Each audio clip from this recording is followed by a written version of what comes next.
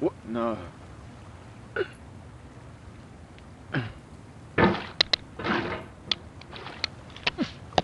There's no feeling more intense than starting over. If you deleted your homework the day before it was due, as I have, or if you left your wallet at home and you have to go back after spending an hour in the commute. If you won some money at the casino and then put all your winnings on red but it came up black. If you got your best shirt dry cleaned before a wedding and then immediately dropped food on it. If you won an argument with a friend and then later discovered that they just returned to their original view. Starting over is harder than starting up. If you're not ready for that, like if you've already had a bad day, then what you're about to go through might be too much.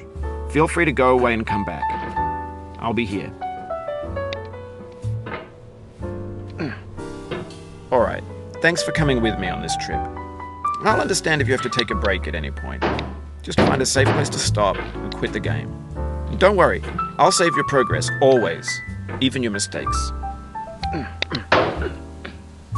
This game is a homage to a free game that came out in 2002, titled Sexy Hiking.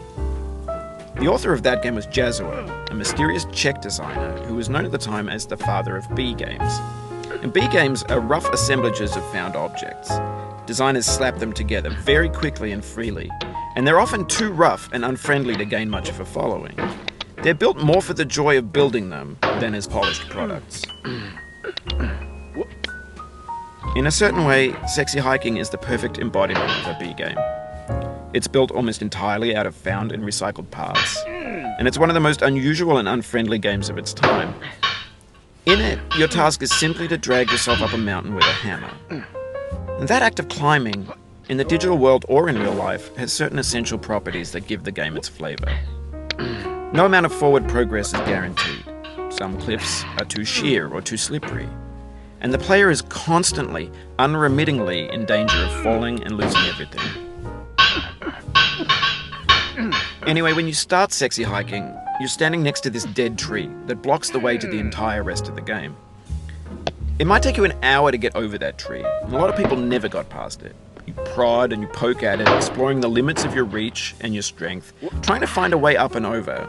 And there's a sense of truth in that lack of compromise. Most obstacles in video game worlds are fake. You can be completely confident in your ability to get through them once you have the correct method or the correct equipment or just by spending enough time. In that sense, every pixelated obstacle in Sexy Hiking is real. The obstacles in Sexy Hiking are unyielding, and that makes the game uniquely frustrating. But I'm not sure Jazzuo intended to make a frustrating game. The frustration is just essential to the act of climbing, and it's authentic to the process of building a game about climbing.